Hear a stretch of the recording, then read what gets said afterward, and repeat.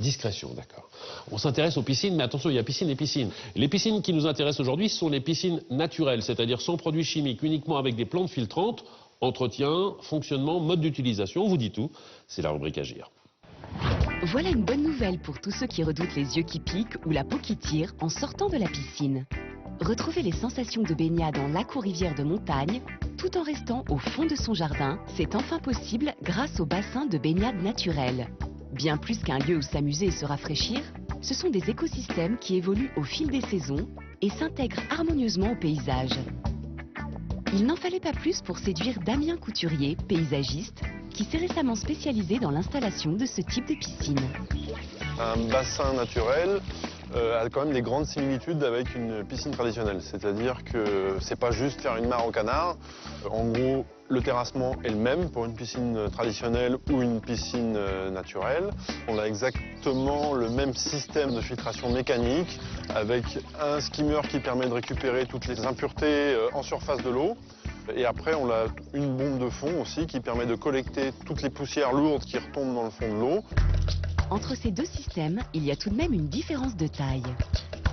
La grosse différence quand même entre une piscine naturelle et une piscine traditionnelle, c'est qu'on a zéro produit.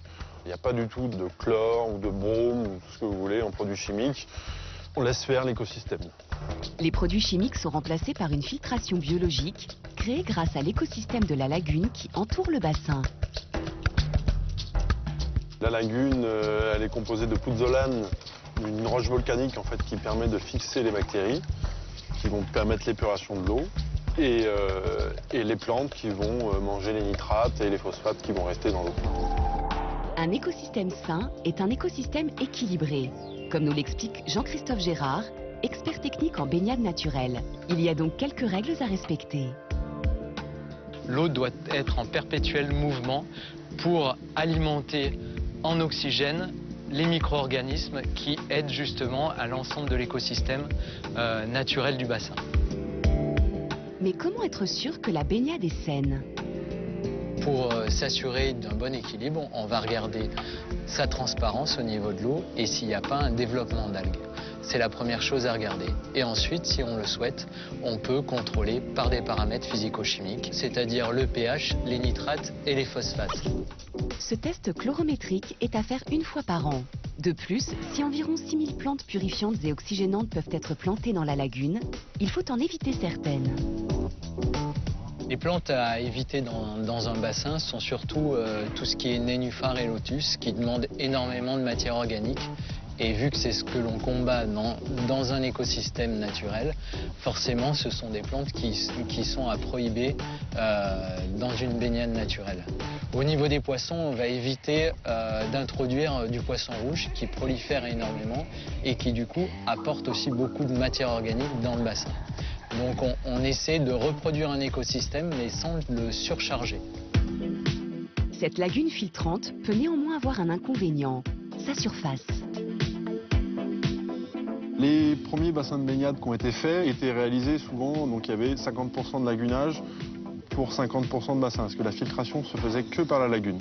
Et donc maintenant on a évolué un peu, il y a des nouveaux procédés qui existent et qui nous permettent de réduire la surface de lagunage. Ça nous permet de faire des bassins naturels sur des petites surfaces, dans des petits jardins de ville, voire même en intérieur, où ce sont vraiment des petits bassins, sans lagunage. La lagune de Damien est donc davantage esthétique que filtrante.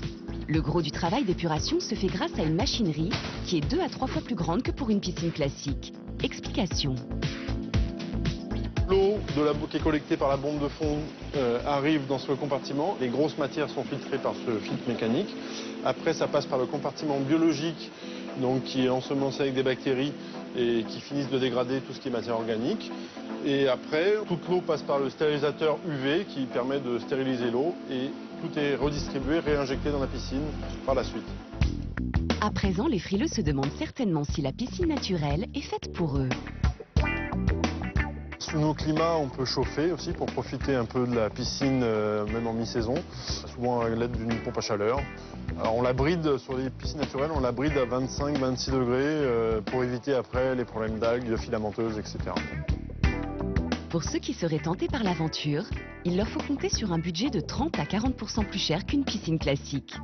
Ces bassins n'étant pas encore officiellement reconnus en tant que piscines, en matière de sécurité, il n'y a pas d'obligation, hormis celle du bon sens.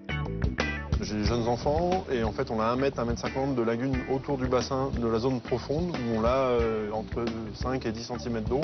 Donc en fait les enfants déjà quand ils mettent un pied dans la lagune, bon ils ont le réflexe de ne pas aller plus loin. Alors après sinon on peut mettre des procédés comme pour les piscines traditionnelles. Ça peut être de la clôture, ça peut être de l'alarme, une alarme dans le bassin. Mais le vrai argument en faveur de ces bassins écologiques est certainement celui d'un lien retrouvé avec la nature. Même si on ne se baigne pas, on profite des baignades des oiseaux, des libellules qui viennent butiner, des petites grenouilles ou des tritons qui peuvent nager dans l'eau. C'est-à-dire qu'il y a toute une vie qui se crée autour. Encore marginale en France, la version bio de la baignade ne devrait pas tarder à agrémenter de plus en plus de jardins. De retour à Aradon.